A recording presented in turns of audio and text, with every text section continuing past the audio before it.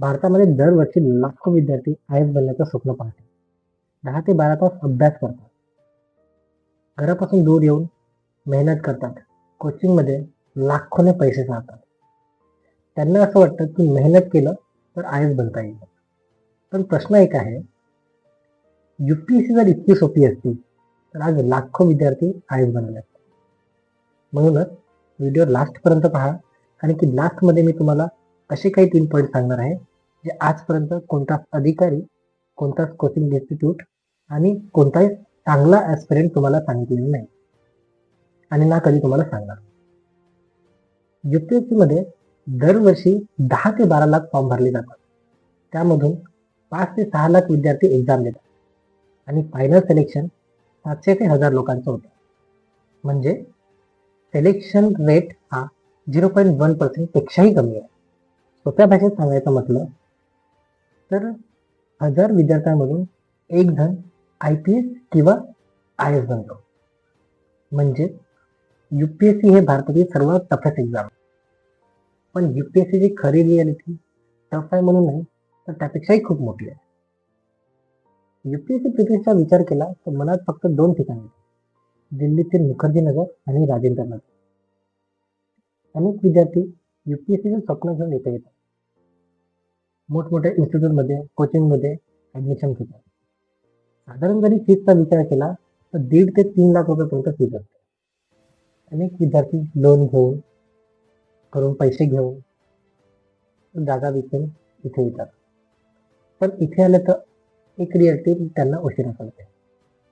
पण coaching institute guarantee देत नाही की तुम्ही आयएस बनणार. अनेक कोचिंग इन्स्टिट्यूट टॉपरच्या फोटोने ॲडव्हर्टाइजमेंट करतात, पोस्टर लावतात. पण रियालिटी नंतर कळते की त्यांनी फक्त टेस्ट सिरीजसाठी क्लास लावला होता किंवा काही महिन्याचेच क्लास अटेंड केले होते. UPSC मधील अनेक टॉपर नंतर इंटरव्ह्यूमध्ये सांगतात की माझा सक्सेस हा प्रॉपर स्ट्रॅटेजी आणि सेल्फ स्टडीमुळे झालेला. याचं रिअल एक्झाम्पल म्हटलं तर अवधूत दूरशक्तीवर. 2017 UPSC मधील ऑल इंडिया रँक 1 झाले. महत्त्वाची गोष्ट अशी की त्यांनी फुल टाईम जॉब करत होते. 10 ते 12 तास कोचिंग इन्स्टिट्यूटमध्ये बसून तयारी केलेली नाही.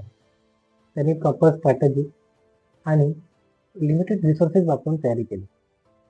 महत्त्वाची गोष्ट अशी म्हणजे की UPSCमध्ये हार्डवर्क कामाचं नसते, तर स्मार्टवर्क खूप महत्त्वाचं. आजकाल सोशल मीडियावर UPSCबद्दल खूप ग्लॅमरस दाखवलं जातं. इंस्टाग्राम रील्समध्ये library, aesthetic notes, coffee cup, inspirational music हे पाहून वाटतं की UPSC जर्नी खूप इन्स्पिरेशनल असेल, पण रियालिटी खूप वेगळी आहे. अनेक महिने आयसोलेट राहावं लागतं. ते डाऊट येतं. कधी-कधी एक्झाममध्ये फेल्युअर होतं. कधी-कधी प्रिलिम्स थांबते, कधी मेन्स थांबते, कधी इंटरव्ह्यू थांबते आणि ही सायकल वर्षानुवर्ष चालू असते. दिल्लीमध्ये 4-5 वर्ष विद्यार्थी अभ्यास करत असतो. वयाच्या 30 पर्यंत अटेम्प्ट देत असतो. अटेम्प्ट संपल्यानंतर कळतं की बॅकअपला काहीच नव्हतं आणि तेव्हा रिस्टार्ट करणं खूप कठीण असते. आणि हे UPSCचे पेनफुल रियालिटी आहे, जी कोणीही ओपनली सांगत नाही. UPSCमध्ये लिमिट खूप मर्यादित असतात. म्हणजेच चान्सेस खूप लिमिटेड असतात. म्हणून प्रत्येक अटेम्प्ट हा खूप महत्त्वाचा असतो. UPSC एक्झामच्या सक्सेस स्टोरीज आपण न्यूजमध्ये पाहतो. एक्झाम्पल टिना बिर्ला, त्या रँक 1 आल्या. त्यांचा सक्सेस हा खूप सेलिब्रेट झाला. पण त्याच्यामागे त्यांचा अनेक वर्षाचा डिसिप्लिन, सॅक्रिफाईस, त्यांनी केलेलं मेहनत हा कोणीच विचार करत नाही. UPSC एक्झाममध्ये फक्त सिलेक्शन दिसतं, पण त्यामागचं स्ट्रगल दिसत नाही. UPSC एक्झाम ही फक्त अकॅडमिक चॅलेंज नाही, तर ते मेंटल चॅलेंज सुद्धा खूप आहे. प्रत्येक ॲस्पिरंटला family pressure, financial pressure, comparison trap या सर्व गोष्टीला सामोरं जावं लागतं. थँक्यू. तुम्ही एवढा वेळ माझा व्हिडिओ बघितला त्यासाठी. आता आपण त्या महत्त्वाच्या 3 पॉईंटवर बोलणार जे ऐकण्यासाठी तुम्ही आतापर्यंत थांबले. पहिला पॉईंट असा आहे, कोणताही टॉपर सांगतो की मी खूप गरीब होतो, गरिबीतून अभ्यास करून लागलेलो आहे. जर तो गरीब असता तर तो दिल्लीला जाऊन प्रिपरेशन करू शकला नसता, ना तिथे जाऊन कोचिंग क्लासेस करू शकला असता. ही सर्वात मोठी वस्तुस्थिती आहे की गरीब म्हणून फक्त सांगितलं जातं, पण तसं काही राहत नाही. दुसरा महत्त्वाचा पॉईंट असा आहे की टॉपर्स लोक म्हणतात की मी सेल्फ स्टडी करून लागलो. पण सेल्फ स्टडीचा अर्थ असा नाही आहे की त्यांनी कोणीही सांगितलं की हे बुक्स वाचा, ते बुक्स वाचा आणि त्याला घरी आणल्यानंतर वाचून घ्यायचं आणि लागलो, असं होत नाही. सेल्फ स्टडीमध्ये कोणत्या ना कोणत्या इन्स्टिट्यूटचं पहिले एखादी क्लास केलं असेल किंवा कोचिंग केलं असेल, यूट्यूबवरून बघितलं असेल, या कोणाच्या ना कोणाच्या चांगल्या व्यक्तिमत्वाच्या गायडन्समधून त्यांनी प्रिपरेशन केली आहे. पण हे ते घरी बसून केलं म्हणून त्याला सेल्फ स्टडी नाव दिला. पण नवीन येणारे ॲस्पिरंट नेहमी गैरसमज करून घेतात की सेल्फ स्टडी म्हणजे कोणत्या ना कोणत्या टॉपरनी सांगितलेले बुक्स आणायचे आणि घरीच वाचून काढायचे. या चुकीच्या फॅक्ट्स तुम्हाला कोणीच सांगत नाही. तिसरा महत्त्वाचा पॉईंटमध्ये जॉब करताना UPSC होऊ शकते का? खूप लोक म्हणतात होते, पण मी सांगतो की मला असं वाटतं की UPSC जॉब करताना सध्या तरी तेवढंच कठीण आहे जेवढं UPSC मध्ये सक्सेस रेट 0.1% आहे. म्हणून मला नाही वाटत की UPSC सोबत जॉब करून कोणी लागलेलं असेल. 90% स्टुडंट या ॲस्पिरंट या तुम्ही मागची हिस्ट्री जरी काढून बघितलं त्यामध्ये तुम्हाला एवढंच दिसेल की प्रत्येक टॉपर या प्रत्येक ॲस्पिरंट हा पहिले जॉब करत होता, तर नंतर त्याने ते जॉब स्किप केलं आणि नंतर प्रिपरेशनला पूर्ण टाइम दिलेला.